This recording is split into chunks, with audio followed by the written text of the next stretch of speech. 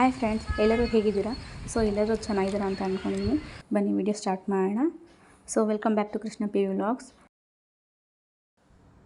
ಇವತ್ತು ನಾವು ಭೋಗನಂದೀಶ್ವರ ದೇವಸ್ಥಾನದಲ್ಲಿದ್ದೀವಿ. ಈ ದೇವಸ್ಥಾನವು ಚಿಕ್ಕಬಳ್ಳಾಪುರ ಜಿಲ್ಲೆಯ ನಂದಿ ಗ್ರಾಮದಲ್ಲಿದೆ. ಈ ದೇವಸ್ಥಾನವು ಶಿವನಿಗೆ ಸಮರ್ಪಿತವಾದ ಹಳೆಯ ಮತ್ತು ಅತ್ಯಂತ ಸುಂದರವಾದ ದೇವಸ್ಥಾನಗಳಲ್ಲಿ ಒಂದಾಗಿದೆ. ಇದು 9ನೇ ಶತಮಾನಕ್ಕಿಂತ ಹಳೆಯ ದೇವಸ್ಥಾನ ಅಂತ ಹೇಳ್ಬೋದು. ಇದು ಬೆಂಗಳೂರಿಂದ ಸುಮಾರು 54 ಕಿಲೋಮೀಟರ್ ದೂರದಲ್ಲಿದೆ ಹಾಗೂ ದೊಡ್ಡಬಳ್ಳಾಪುರದಿಂದ ಕೇವಲ 22 ಕಿಲೋಮೀಟರ್ ದೂರದಲ್ಲಿದೆ. ಈ ದೇವಸ್ಥಾನದ ಆವರಣವು ತುಂಬ ದೊಡ್ಡದಾಗಿದೆ ಮತ್ತು ನೋಡೋದಕ್ಕೆ ತುಂಬ ಸುಂದರವಾಗಿದೆ. ಸೊ ಇಲ್ಲಿ ಪ್ರಶಾಂತವಾಗಿದೆ. ನೀವು ನೋಡಬಹುದು ಎಷ್ಟು ದೊಡ್ಡದಾಗಿದೆ ಆವರಣ ಅಂತ. ಸೊ ಅಲ್ಲೊಂದು ಚಿಕ್ಕ ಪುಷ್ಕರಣಿ ಮಾಡಿದ್ದಾರೆ ಮತ್ತು ಪಕ್ಕದಲ್ಲಿ ಶಿವನ ಸ್ಟ್ಯಾಚು ಕೂಡ ಇದೆ. ಸೊ ಮೊದಲು ನಾವು ಅಲ್ಲಿ ಹೋಗ್ತಾ ಇದ್ದೀವಿ. ಈ ದೇವಸ್ಥಾನವು ಮಾರ್ನಿಂಗ್ 7:30ಯಿಂದ ಈವ್ನಿಂಗ್ 7:30ವರೆಗೂ ಓಪನ್ ಇರುತ್ತೆ. ಮತ್ತು ಈ ದೇವಸ್ಥಾನದಲ್ಲಿ ಮೇನ್ ಅಟ್ರಾಕ್ಷನ್ ಬಂದ್ಬಿಟ್ಟು ಒಂದು ಪುಷ್ಕರಣಿ ಇದೆ ದೊಡ್ಡದಾಗಿ. ಅದನ್ನು ಪಿನಾಕಿನಿ ಕೊಳ ಅಥವಾ ಶೃಂಗೇರಿ ತೀರ್ಥ ಅಂತ ಹೇಳ್ತಾರೆ. ಸೊ ಅದೆಲ್ಲ ಮೊದಲು ಓಪನ್ ಇತ್ತು, ಬಟ್ ಈಗ ಸದ್ಯಕ್ಕೆ ಅದನ್ನು ರಿನೋವೇಷನ್ ಕಾರಣದಿಂದ ಕ್ಲೋಸ್ ಮಾಡಿದ್ದಾರೆ. ಸೊ ಅದ್ರ ಬದಲು ಇಲ್ಲಿ ಆವರಣದಲ್ಲಿ ಒಂದು ಚಿಕ್ಕ ಪುಷ್ಕರಣಿ ಮಾಡಿದ್ದಾರೆ. ಅಲ್ಲಿ ಪಕ್ಕದಲ್ಲಿ ಶಿವನ ಸ್ಟ್ಯಾಚು ಕೂಡ ಮಾಡಿದ್ದಾರೆ. ಈ ದೇವಸ್ಥಾನದಲ್ಲಿ ಹಲವಾರು ಕನ್ನಡ ಮೂವಿಗಳನ್ನ ಶೂಟ್ ಮಾಡಿದ್ದಾರೆ. ಸತಿ ಸಕ್ಕುಬಾಯಿ ಮತ್ತು ವಿಜಯದಶಮಿ ಇನ್ನೂ ಹಲವಾರು ಮೂವಿಗಳನ್ನ ಇಲ್ಲಿ ಶೂಟ್ ಮಾಡಿದ್ದಾರೆ. ಸೊ ಮೊದಲು ಸ್ಟ್ಯಾಚು ಹತ್ರ ಹೋಗ್ತಾ ಇದ್ದೀವಿ. ಇಲ್ಲಿ ನೋಡ್ಬೋದು ನೀವು ನಾಟ್ಯ ಮಾಡ್ತಿರುವಂತಹ ದೊಡ್ಡ ಶಿವನ ಸ್ಟ್ಯಾಚು ಕೂಡ ಇದೆ ಇಲ್ಲಿ. ನಾವು ಸಂಡೇ ಹೋಗಿದ್ವಿ. ಸಂಡೇ ಆಫ್ಟರ್ನೂನ್ ಮೇಲೆ ಹೋಗಿದ್ವಿ. ಬಟ್ ತುಂಬ ಬಿಸಿಲೇನು ಇರಲಿಲ್ಲ. ಸೊ ನಾರ್ಮಲಾಗಿ ಕೂಲಾಗಿ ಇತ್ತು ವೆದರು, ತುಂಬ ಚೆನ್ನಾಗಿತ್ತು. ಸೊ ಆದ್ದರಿಂದ ನಾವು ನೀಟಾಗಿ ಎಲ್ಲ ಪ್ಲೇಸ್ನು ನೋಡಿಕೊಂಡು ಮತ್ತು ದೇವ್ರ ದರ್ಶನ ಮಾಡ್ಕೊಂಡು ಆಚೆ ಬಂದ್ವಿ. ನೋಡಿ ಇಲ್ಲಿ ಕಲ್ಯಾಣಿ ನೀವು ನೋಡ್ಬೋದು. ಇಲ್ಲಿ ಯಾರೂ ಇಲ್ಲ. ಸೊ ನಾವು ಸ್ವಲ್ಪ ಹೊತ್ತಲ್ಲಿದ್ದು ಫೋಟೋಸ್ ಎಲ್ಲ ತೊಗೊಂಡ್ಮೇಲೆ ತುಂಬ ಜನ ಅಲ್ಲಿ ಬಂದರು. ಸೊ ಆಮೇಲೆ ನಾವು ದರ್ಶನಕ್ಕೆ ಹೋದ್ವಿ.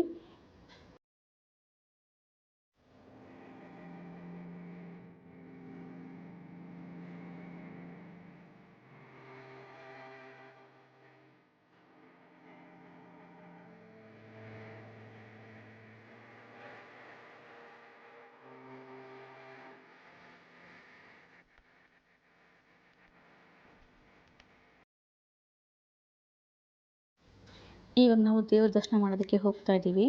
ಸೊ ಈ ದೇವಸ್ಥಾನವು 9ನೇ ಶತಮಾನಕ್ಕಿಂತ ಹಳೆಯ ದೇವಸ್ಥಾನವಾಗಿತ್ತು. ಈ ದೇವಾಲಯವು ನೊಳಂಬರು, ರಾಷ್ಟ್ರಕೂಟರು, ಚೋಳರು ಮತ್ತು ಹೊಯ್ಸಳರು ಮತ್ತು ವಿಜಯನಗರದ ಸಾಮ್ರಾಜ್ಯಗಳ ಆಡಳಿತವನ್ನು ಕಂಡಿದೆ ಅಂತ ಹೇಳ್ಬೋದು. ಮತ್ತು ಈ ದೇವಸ್ಥಾನವು ದ್ರಾವಿಡ ಶೈಲಿಯಲ್ಲಿದೆ. ಇದರ ವಾಸ್ತುಶಿಲ್ಪ ಬಂದು ದ್ರಾವಿಡ ಶೈಲಿಯಲ್ಲಿದೆ. ಮತ್ತು ಇಲ್ಲಿ 3 ಮುಖ್ಯ ದೇವಾಲಯಗಳಿವೆ. ಅರುಣಾಚಲೇಶ್ವರ, ಭೋಗನಂದೀಶ್ವರ ಮತ್ತು ಉಮಾಮಹೇಶ್ವರನ ದೇವಾಲಯಗಳಿವೆ. ಉತ್ತರಕ್ಕೆ ಭೋಗನಂದೀಶ್ವರ ಮತ್ತು ದಕ್ಷಿಣಕ್ಕೆ ಅರುಣಾಚಲೇಶ್ವರ ದೇವಾಲಯಗಳಿವೆ. ಇವುಗಳ ನಡುವೆ ಬಂದು ಉಮಾಮಹೇಶ್ವರನ ದೇವಾಲಯವಿದೆ. ಹಿಂದೂ ಪುರಾಣಗಳ ಪ್ರಕಾರ ಶಿವನ ಜೀವನದ 2 ಹಂತಗಳಾದ ಬಾಲ್ಯ ಮತ್ತು ಯೌವನವನ್ನು ಈ ದೇವಾಲಯಗಳು ಪ್ರತಿನಿಧಿಸುತ್ತದೆ ಅಂತ ಹೇಳ್ಬೋದು. ಅಂದರೆ ಬಾಲ್ಯ ಬಂದು ಅರುಣಾಚಲೇಶ್ವರ ದೇವಾಲಯವು ಹಾಗೂ ಯೌವನ ಬಂದು ಭೋಗನಂದೀಶ್ವರ ದೇವಾಲಯವು ಸೂಚಿಸುತ್ತದೆ ಅಂತ ಹೇಳ್ಬೋದು. ನಂತರ ಉಮಾಮಹೇಶ್ವರನ ದೇವಾಲಯ ಬಂದು ಶಿವನ ಜೀವನದ ಪಾರ್ವತಿ ದೇವಿಯ ಜೊತೆಯ ಮದುವೆ ನಂತರದ ಜೀವನವನ್ನು ಪ್ರತಿನಿಧಿಸುತ್ತದೆ ಅಂತ ಹೇಳ್ಬೋದು.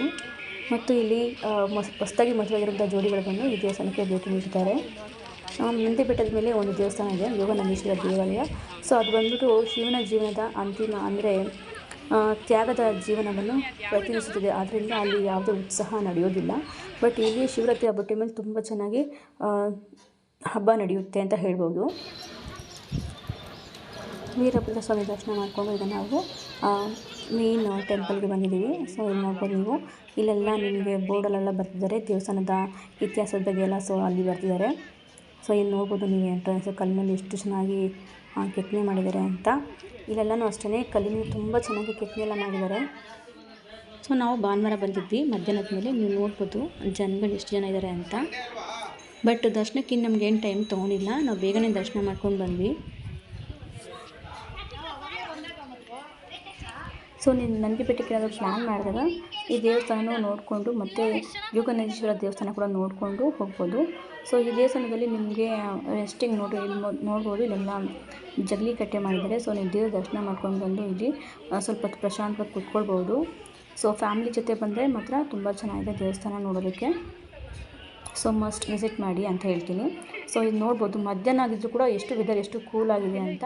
ನೀವು ಪ್ಲ್ಯಾನ್ ಮಾಡಿದ್ರೆ ಮಾರ್ನಿಂಗ್ ಬರೋದಕ್ಕೆ ಟ್ರೈ ಮಾಡಿ, ಯಾಕಂದರೆ ವೆದರ್ ತುಂಬ ಕೂಲಾಗಿರುತ್ತೆ. ಸೊ ನೀವು ನೀಟಾಗಿ ದರ್ಶನ ಮಾಡ್ಕೊಂಡು ಹೋಗ್ಬೋದು. ಇಲ್ಲಿ ನೋಡ್ಬೋದು ಪ್ರತಿಯೊಂದು ಕಂಬಗಳನ್ನು ಎಷ್ಟು ನೀಟಾಗಿ ಕೆತ್ತನೆ ಮಾಡಿದ್ದಾರೆ ಅಂತ.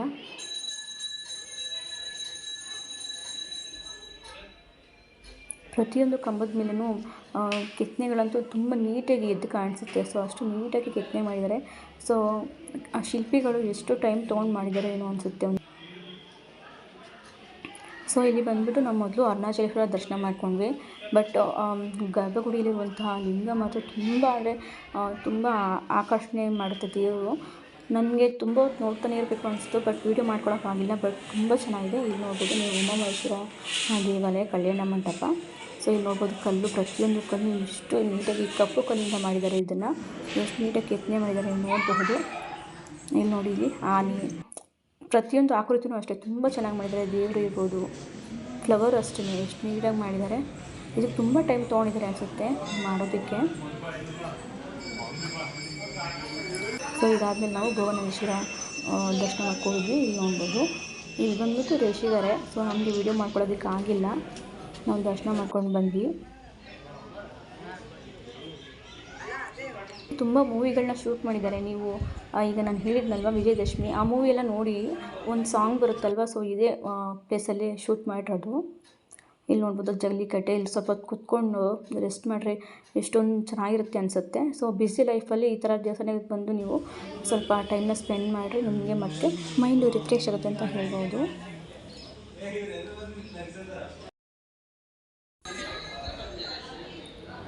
ಸೊ ಮೇನ್ ಟೆಂಪಲ್ನ ಬ್ಯಾಕ್ ಸೈಡು ಇನ್ನೊಂದು ಗುಡಿ ಇದೆ. ಸೊ ಅಪಿತಕುಂಚಂಬ ದೇವಾಲಯ ಅಂತ. ಸೊ ಅಲ್ಲಿಗೆ ಬಂದಿದ್ದೀವಿ.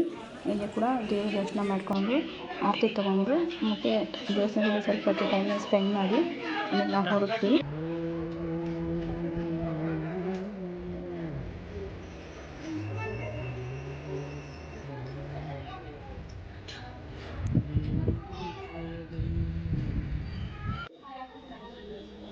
ಸೊ ನಾವು ದೇವ್ರ ದರ್ಶನ ಮಾಡ್ಕೊಂಡು ಈಗ ಹೋಗ್ತಾ ಇದ್ದೀವಿ. ಸೊ ಈ ದೇವಸ್ಥಾನದಲ್ಲಿ ಮೇನ್ ಅಟ್ರಾಕ್ಷನ್ ಇದ್ದಿದ್ದೆ ಪಿನಾಕಿನಿ ಕೊಳ ಅಂತ. ಸೊ ಶೃಂಗೇರಿ ತೀರ್ಥ, ಅದನ್ನ ಈಗ ಕ್ಲೋಸ್ ಮಾಡಿದ್ದಾರೆ. ಅದನ್ನಂತೂ ತುಂಬ ಮೂವಿಗಳಲ್ಲಿ ಶೂಟ್ ಮಾಡಿದ್ದಾರೆ. ಬಟ್ ಏನಂದರೆ ಈಗ ಅದು ಕ್ಲೋಸ್ ಮಾಡಿದ್ದಾರೆ. ನಾವು ಫಸ್ಟ್ ಟೈಮ್ ಬಂದಾಗ ನೋಡಿದ್ವಿ, ಬಟ್ ಈ ಟೈಮ್ ಕೂಡ ನಾವು ಇರುತ್ತೆ ಅಂತ ಅಂದ್ಕೊಂಡು ಬಂದ್ವಿ.